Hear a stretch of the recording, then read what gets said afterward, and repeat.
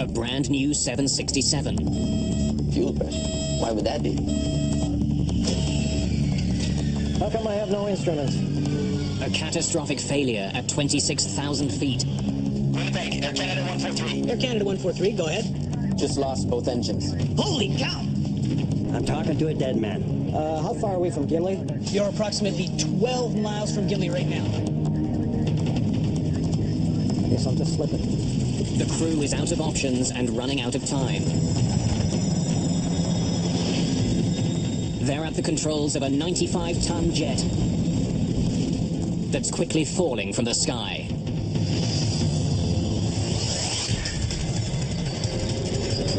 Mayday, Mayday.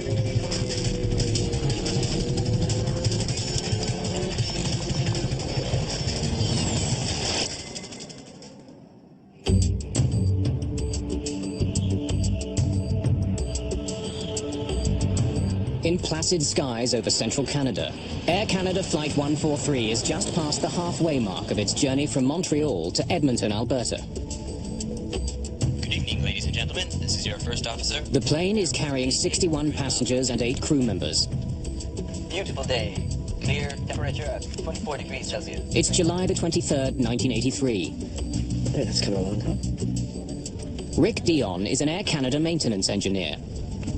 I was going to Edmonton with my wife Pearl and my young son Chris, who was 4 years old, and this was the beginning of a 2-week vacation for us, and we were all pretty excited about going on this new airplane. Compliment of the captain. Oh, hey, Rob, thanks. Whenever you want to come up to the flight deck. This was my first flight on a modern 767, as the company had just acquired them. I'll be back in a minute, okay?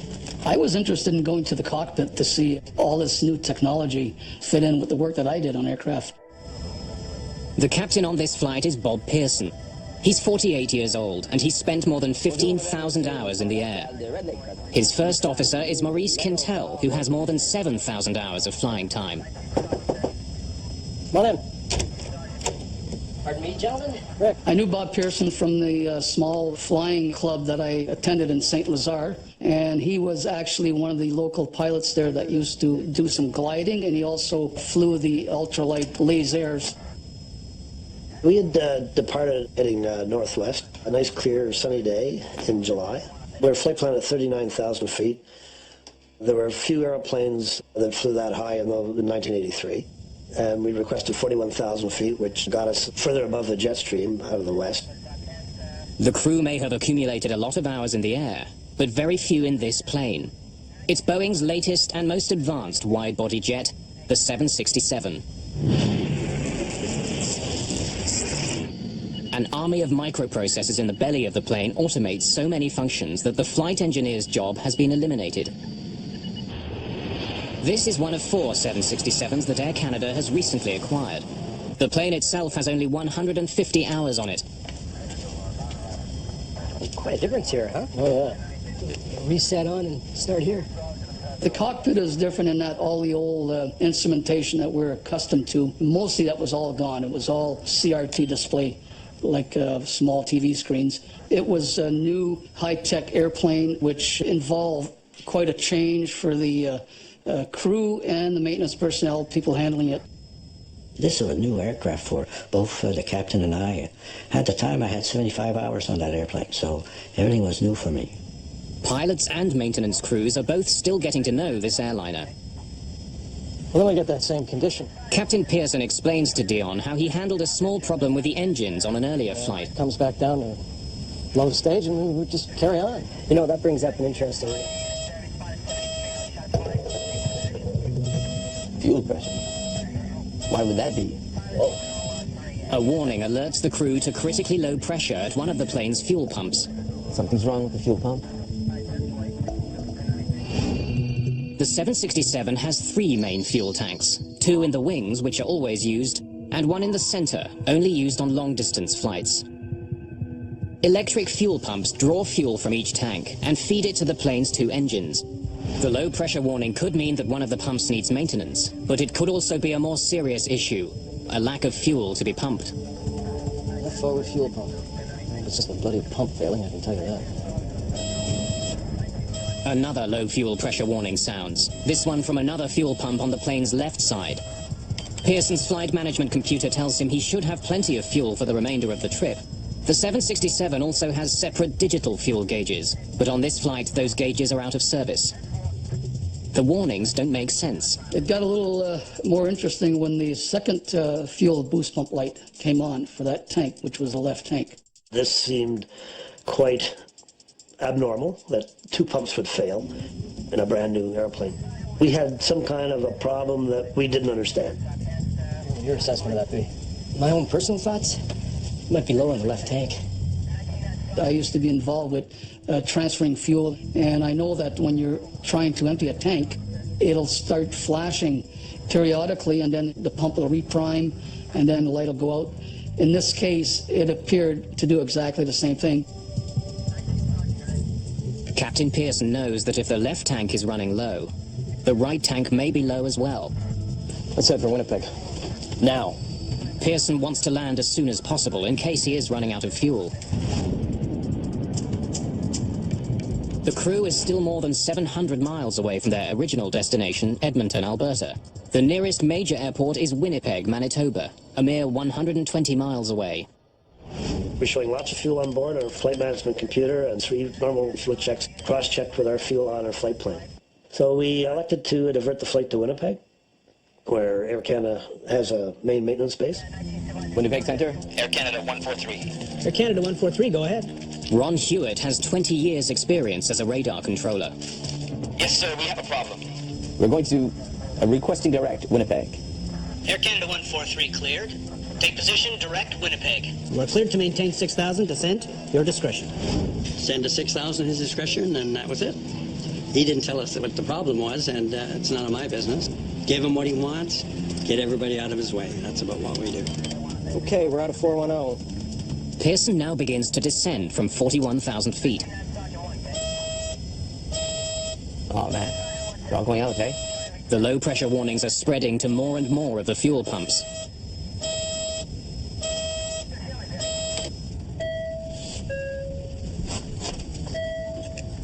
Quintel instructs the cabin crew to prepare for an emergency landing.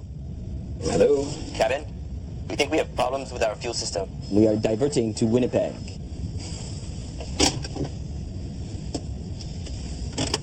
All flight attendants to front galley, please. I hope this is just false warnings. Rick, can you think of anything we haven't done? No, I can't, Bob.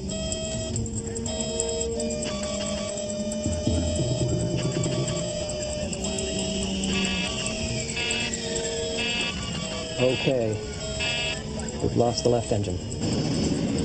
Losing an engine erases any doubt. Flight 143 is in fact running out of fuel. Okay, checklist. Single engine landing. Pearson is trained to land a 767 with one engine. No one has ever tried landing with none. He scrambles to get his plane down so that he doesn't become the first. With only one engine powering Air Canada Flight 143, and with the possibility of the other engine shutting down, the crew prepares the passengers for the worst. Ladies and gentlemen, this is your in-charge flight attendant speaking. Due to mechanical problems, we'll be preparing for an emergency landing. Please return to your seats and fasten your seat belts. Your crew is fully trained to deal with the situation, and as you may have noticed, some crew members have already started to prepare the aircraft. I had no idea, like the rest of my crew members, that there was a problem with fuel. I had no idea why we were going to Winnipeg. Approach and landing. Flaps will be 20. Right. Ground flap override. As they're doing that drill, the right-hand fuel pump low pressure light was flashing as well, much like it did on the left. They were quite busy carrying out the first engine out, not watching the pump lights, which was right at my eyebrow, so I kind of knew that that one there was going to shut down too. What was that?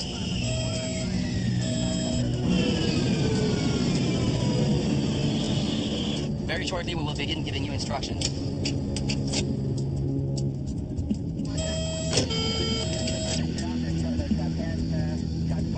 How come I have no instruments? Our beautiful colored engine and flight instrument displays simply went black. Ladies and gentlemen, please remain calm. Please follow our instructions. Refrain from smoking and put your chair back in the upright position. Secure your seatbelt tightly against your hip. It's exactly what Pearson had feared. He's lost both engines. At 26,500 feet, still 75 miles from the nearest major airport, he's out of fuel. Winnipeg, Air Canada 143. Air Canada 143, go ahead. Just lost both engines. When both engines shut off, I think he said, "Holy, I'm talking to a dead man." We were trained in the simulator to handle a single engine failure. We had never practiced, and I don't believe most pilots ever get a chance to practice total engine failures. 143 just lost their engines. It's highly unlikely that anybody's going to survive this. Because I could see them trying to make a turn and spinning in. An airplane's engines not only provide thrust, they also generate the power needed to manipulate the plane.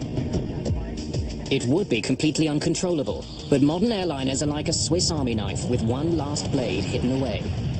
In the event of a loss of power, they automatically deploy the RAT, or ram air turbine. It's spring-loaded, and the propeller that drives this small hydraulic pump is about the size of a propeller you would see like on a little Cessna 150. And this arm catapults down into the slipstream. This propeller starts to turn, drives this hydraulic pump, and it gives you basic systems. I was pretty quiet, flying in without motors. Pearson knows that time is running out.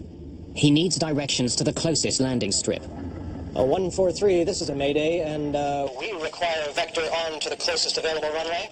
143, we copy that all okay? But the loss of the plane's engines has had an unexpected consequence at air traffic control. They're gone. They were right here. We've lost them. It's dropped off the screen. I need primary radar.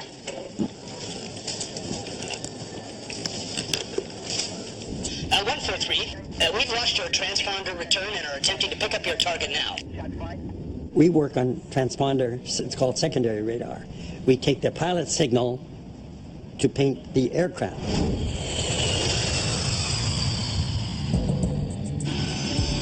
Commercial jetliners are equipped with a transponder, a device that transmits coded information which air traffic controllers use to determine the plane's location.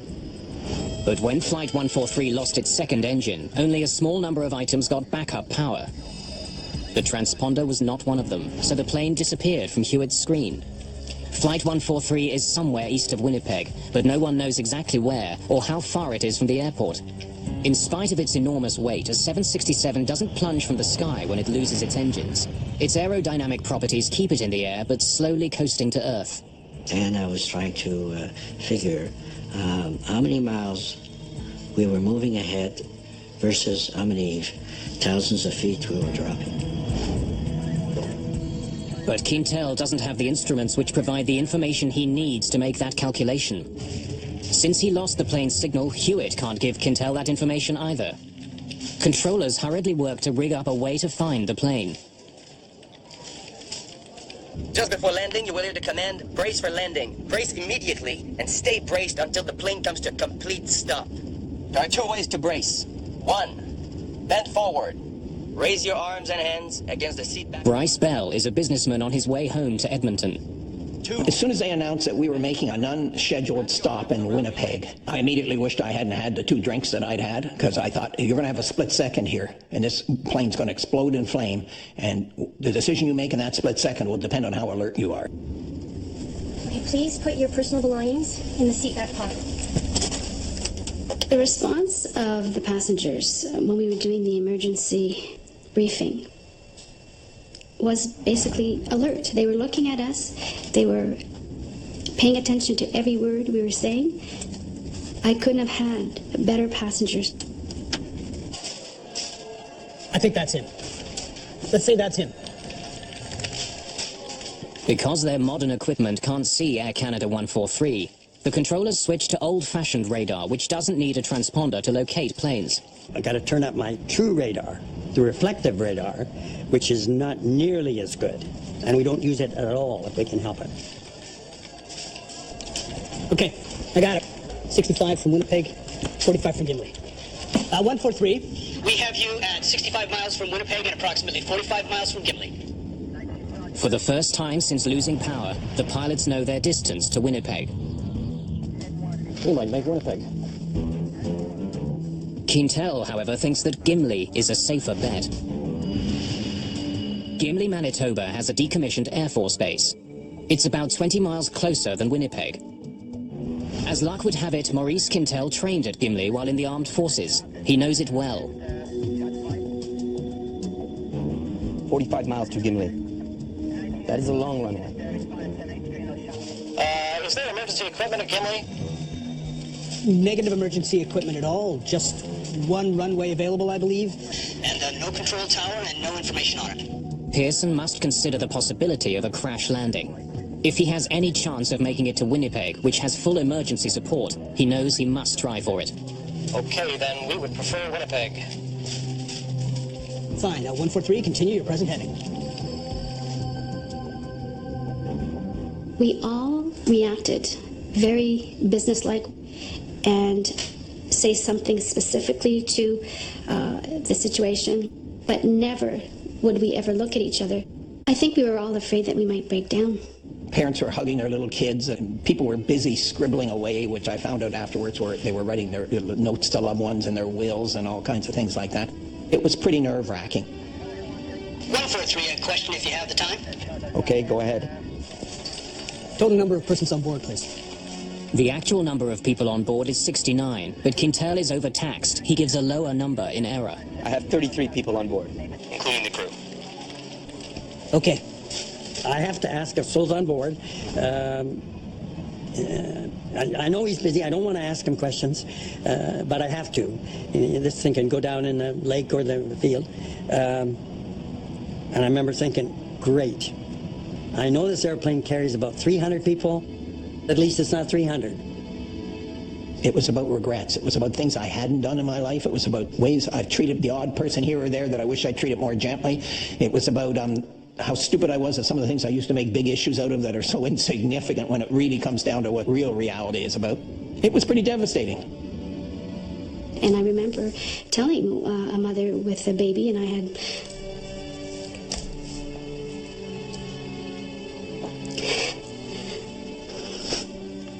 my daughter Victoria, and telling this woman that it was going to be okay. And I did it. I was so proud of myself that I could be so straight with her and tell her that it was going to be all right and really look at her in the eyes. Okay, and how far from the field are we now? You're 35, correction, make that 39 miles from Winnipeg. Roger. Now that controllers can see Flight 143 on radar, they can provide Quintel with the information he needs to figure out if he can glide as far as Winnipeg. Roger, what is your altitude now? 8.5. 8.5. About 8,500 feet above the ground, Captain Pearson can see his destination. Winnipeg's airport is less than 35 miles away. We're visual. But the news from Quintel is not good. Bob. Morris was calmly keeping track of our distance by input from Winnipeg Air Traffic Control and our altitude, and calculated our profile and came to the conclusion that we might not make the runway in Winnipeg. We can last maybe another 20 miles, but we're not going to make Winnipeg. Quintel has calculated that at the rate they're falling, they would hit the ground a full 15 miles short of the runway. How far are we from Gimli? You're approximately 12 miles from Gimli right now. Where is it? Which way is he moving? On your right. Turn right to a heading of 345. I would say you have 10 miles to fly.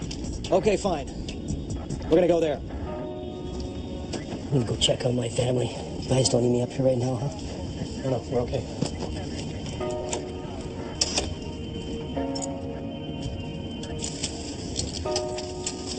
It's okay, they got it under control.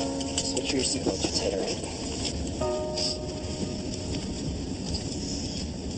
When I went finally to sit down in my seat, this is where I thought, wow, this is it.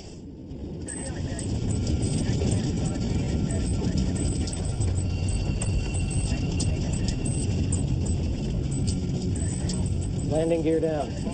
Roger. First Officer Quintel lowers the landing gear. Because there's no hydraulic power, Quintel does what's known as a gravity drop, letting the gear's own weight drop and lock it into place. The two main gear are heavy, they fall immediately, and two green lights confirm they've locked. But the nose gear is lighter, it doesn't lock. We could hear the main gear clearly, falling and locking. I was not aware that the nose gear was not down and locked. It was sort of the last minute, and if it's something that you cannot control, you don't talk about it, you don't mention it, you know. The main thing was bring the aircraft on the runway. 5 miles to touchdown. Roger. We have the field in sight. 5 miles from Gimli, Pearson and Quintel finally see a runway they can land on. But there's a problem. We're too close, huh? It's going to be too steep, too fast. Yeah, I know. Pearson is almost at the runway, but he's much too high above it. If he comes down at a normal descent rate, he'll miss the landing strip. But if he comes down steeply, his plane will gather a dangerous amount of speed. He won't be able to stop before the end of the runway. The normal approach, we have leading edge and trailing edge flaps, which allow us to slow the airplane down and fly at a slower speed safely. We did not have those flaps as they run off the main hydraulic system. So what are we going to do? So we discussed, we have two possibilities. One of them was to do a 360-degree turn and lose the excess of altitude. On the other hand, I thought it would take about 3 minutes, and we were already descending at a rate of 2,500 feet a minute. Only about 3,000 feet above the ground, the plane doesn't have enough altitude to make a full circle. It would hit the ground before making it back to the landing strip. Pearson chooses a second option. Well, I guess I'll just slip it. Pearson decides to try a maneuver called a side slip, practically unheard of on commercial airliners, but sometimes used by glider pilots. And Bob Pearson has a lot of experience flying gliders. I'm just going to slip it down till we're almost done at the runway, and I'll straighten it out. Okay. Side slipping involves what's known as crossing the controls. Here we go. Pearson plans to force the aircraft into a sideways freefall, allowing it to drop quickly without increasing its forward airspeed. Pearson has never actually performed a side slip in a glider, but he's attempting one now in a Boeing 767. The only way that I could control our speed and our descent profile with the runway was to induce drag in the fuselage by cross-controlling the rudder and the elevators on the tail and the ailerons and the wingtips and cause the aircraft into a crab configuration. Then I can vary that to increase or decrease our speed or increase or decrease our descent rate. Pearson controls the plane's descent by using his rudders and ailerons to change the angle of the plane. Crossing the controls involves tipping the wings in one direction, but turning the aircraft in the opposite direction, pushing it sideways into the oncoming air. As Flight 143 begins to drop towards the Earth, Quintel is about to discover something he did not expect. The runway he trained at 15 years ago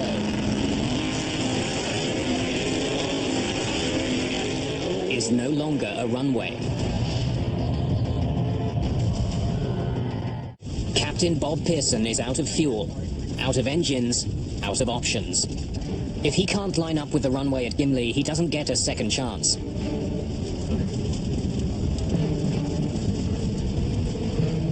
Pearson turns the yoke left and pushes the rudders to the right. The plane slips to its left. We're sitting in the center, which is the heart of the airplane where it starts, so it's pretty solid there. I thought there's a real good chance here that we'll be all right. However, when he put the airplane into a side slip, all that went out the window because I figured, oh, if it hits a wing or something that starts to catapult and roll, that's not going to work anymore. The 767 loses altitude quickly, plowing sideways through the air. When I looked to the left of the aircraft, I was looking directly at the ground because the airplane is angled quite, like maybe 60 degrees, the bank. The bank angle was quite high, and the nose of the aircraft was quite high. And it was an awkward moment, and if it was awkward for me, I can imagine for the passengers, it must really have felt odd. I saw a sand trap from this golf course, and I thought, we're going to crash. Pearson must maintain a crucial balance. He's got to slow the plane enough to be able to land safely, But if he slows down too much, the airliner could lose its lift and plummet to the ground.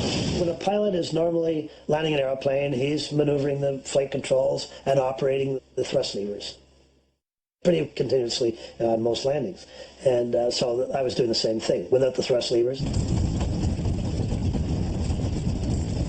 This is where I thought of my daughter Victoria being alone with my husband, and how he was going to cope with our daughter, and how she was going to cope without having a mom. As they approach, Pearson focuses on his target, the threshold of the runway. I got tunnel vision like I've never had it before. It was just our speed and our relationship with the threshold of the runway. But now, only hundreds of feet from the ground, Quintel sees that their troubles are far from over. The Gimli landing strip has been converted into a drag racing strip. Today is Saturday, and it's not just a race day. It's a family day on the Gimli strip. Racing is done for the day, but the airfield is filled with members of the local sports car club, camping out with their families for the weekend.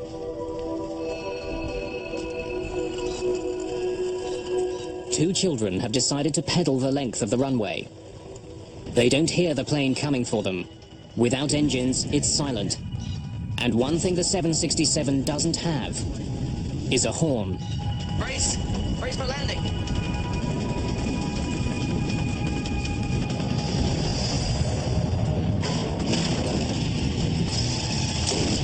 The nose hit with quite a bang on the runway. Sounded like a shotgun going off at our feet. The front landing gear gives out immediately. Pearson brakes hard. Two tires blow out. The bottom of the right engine scrapes the runway. I was a robot. There was just no emotion at all. Finally, Pearson sees what's in their path. And I looked up and I could see two boys on bicycles. They must have been probably about 1,000 feet down the runway from our position when I saw them. And then at one point I could see he raised his head and he's surprised. Here's this big aircraft. I can still remember the look of terror on their faces. So they were close enough for me to see that. With no nose gear to steer with, Pearson's only hope of driving the plane left or right is by varying the brake pressure on the two main landing gear. That's when my heart started to pitter-patter a little bit. The kids panic and try to outrun a plane that's traveling about 200 miles an hour. I knew I couldn't take the airplane into these boys, and I was going to take it off into the grass on the right side. There were campers along the west side of the runway that I didn't notice until after we'd touched down. And the nose was on the ground, and I can still remember at the left side, people standing by their barbecues. Dino Calvert is at the track with his friends for a weekend of racing. One of the gentlemen in the pits suddenly jumped in his car and he took off. And I thought, well, you don't drive like that in the pits usually. And I looked up and all I could see was smoke rising. Pearson does all he can to stop the plane in time. Holy crow!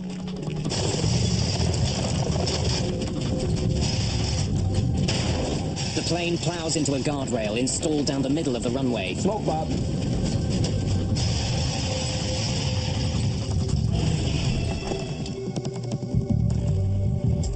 "17 minutes after running out of fuel, Air Canada Flight 143 comes to a final stop on the ground. Yeah? You okay? Somebody yelled, Yahoo! Or something, and then people started applauding. And we were so grateful. We made it. When you believe that you're going to crash, you do believe that the airplane is going to break apart, you're going to have fire. Evacuate! Evacuate! Evacuate! All right, let's go. We gotta get up. Thick smoke is quickly filling the cabin. The crew doesn't take any chances. They want everyone off the plane as quickly as possible. There was a sense of joy, and then a panic kind of, it seemed to go in waves, and a panic saying, we got to get out of here, we got to get out of here. Less than 2 months earlier, an Air Canada DC-9 made a successful emergency landing in Cincinnati, only to burst into flames on the tarmac before all the passengers could get off. 23 people died. The crew and passengers of this flight want to avoid a similar fate. It took maybe just a few seconds to come up to a full halt on the runway, but the cockpit was full of smoke. Passenger evacuation checklist. Passenger checklist. Fuel shut off. Off. Cabin depressurize.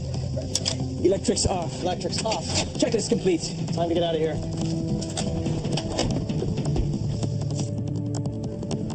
Come on, guys, get some fire extinguishers. We grabbed the fire extinguishers on our way, and you never go to a fire at a racetrack without having a fire extinguisher with you.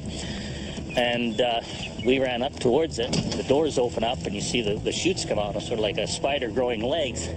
The plane ended up eventually standing almost what appeared to me to be almost on its nose. When I opened my door and I saw that the chute was so steep, I thought, oh my goodness, how do I get these passengers to go down? Due to the nose-down angle of the plane, the two rear slides don't reach the ground. 10 people are slightly injured during the evacuation, most of them coming down the steep rear slides.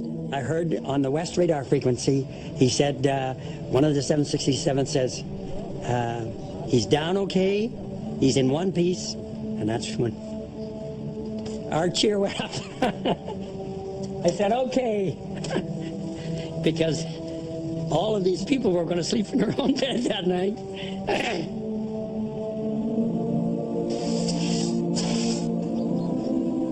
There's still a lot of smoke coming from the plane's nose. Turned out it was about 6 inches of insulation between the inner and outer skin.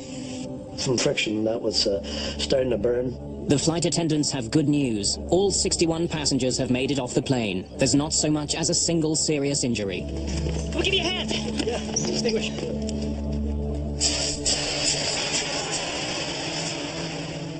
Bob Pearson has done what no one has done before. He's safely landed a 767 with no engines, gliding to safety from more than 26,000 feet.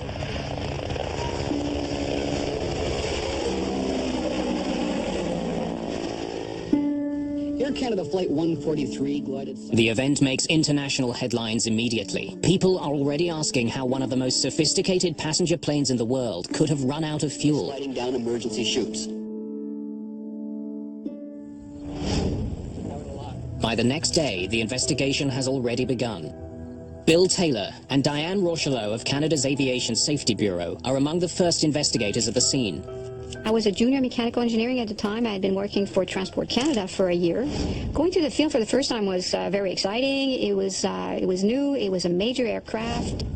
Once we got into the fuel quantity indicating system, I actually left Diane to deal with the specifics of the computer system. First, Bill Taylor needs to confirm what everyone has been telling him, that the plane is out of fuel. Investigators drained the tanks, collecting less than 17 gallons of fuel. The 767 can hold almost 24,000 gallons. It's like having 5 tablespoons of fuel in a mid-sized car. Taylor next needs to examine the possibility that the fuel leaked out during the flight. The other checks involve looking for any evidence of fuel having been lost. I even went so far as to go into what they call the dry bay of the aircraft. I'm a bit claustrophobic, so I really wasn't too enthused about going up in there, but I crawled up and had a look around with a flashlight and confirmed that there was no evidence of fuel having been lost in there. That leaves Taylor with only one conclusion. Flight 143 took off without enough fuel. Now investigators need to find out why. In one piece. Diane Rochelot begins looking for the answer to that question in the plane's sophisticated electronics bay, located beneath the cabin. The 767 was a newer type aircraft, and it did have a lot of computerized system, and I guess back in 1982, these were coming onto the market at a fast rate, and they were newer types of electronic system. Rochelot confirms that a computerized unit, the digital fuel gauge processor, had been malfunctioning on this plane. There was no spare in Montreal, so it couldn't be replaced. Rochelot takes the component for testing. It was decided early on that the unit, the fuel processing unit, would be taken to the manufacturer, Honeywell, in Indianapolis for testing. And I was tasked with taking the unit. So we went through all the testing procedure. And then at one point, we did discover that there was a malfunction with the unit. During the testing, we went more and more in depth, and we found out that one of the circuit, it's called an inductor coil. It was a very, very small part, and it was encapsulated at manufacture, and encapsulated means it's covered with plastic. You cannot visually see it because it's now covered with plastic, and you can't see the inductor coil itself. But once we took over the plastic case, we could see that the solder joint had not been made properly. which caused a malfunction in the system. The faulty processor explains why Pearson didn't have fuel gauges for the flight, but doesn't explain why he didn't have enough fuel. The inoperative gauges were clearly flagged. Ground crews wouldn't have relied on them when they were fueling the plane. Investigators confirmed that the ground crew did perform a manual check of the fuel before takeoff. We just need to know what you did next. Yeah? We did a manual check of both tanks, and then we pump enough fuel for the trip then. Flight 143 should have taken off with enough fuel for the trip. Okay, thanks. That helps.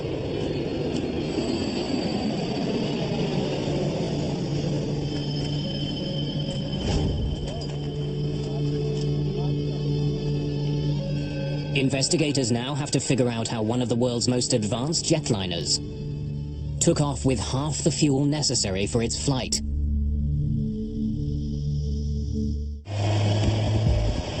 The investigators know that with its fuel gauges out of service, Flight 143's fuel tanks were checked manually. Then the fuel for the trip to Edmonton was added to the tanks.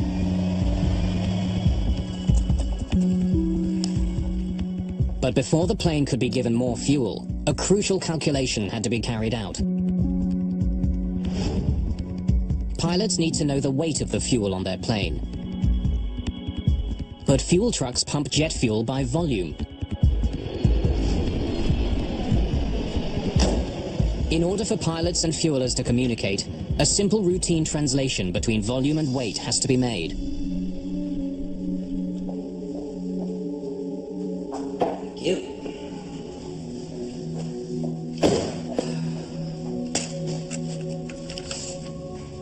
Investigators check and double-check that math.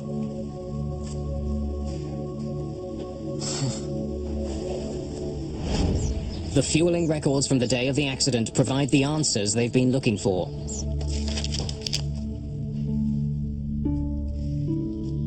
This is a typical fueling record. But when investigators examine the calculations for Flight 143... And this is from Flight 143. They look anything but straightforward.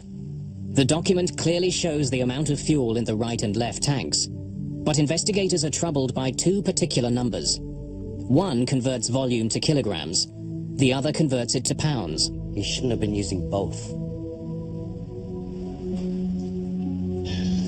So did you convert to pounds or to kilograms? To pound? No, to kilo. Can I see that again? Further interviews with the technicians and crew reveal that the events on Flight 143 No, I don't know what I did. were caused by human error involving poor calculations and ultimately inadequate training. Okay, fellas, we've finished with the fuel. The technicians refueling Flight 143 got muddled in their calculations while converting the volume coming out of the fuel truck to the weight of the fuel in the plane's tanks. No one who saw the calculations that day noticed the basic error. In 1983, Canadian ground crews were used to converting the amount of fuel leaving their trucks into pounds. The 767 was the first plane in Air Canada's fleet to have metric fuel gauges. Its fuel should have been measured not in pounds, but in kilograms, which requires a different calculation. Flight 143 needed 22,300 kilograms of fuel for the trip. But pilots and technicians let it leave with 22,300 pounds instead.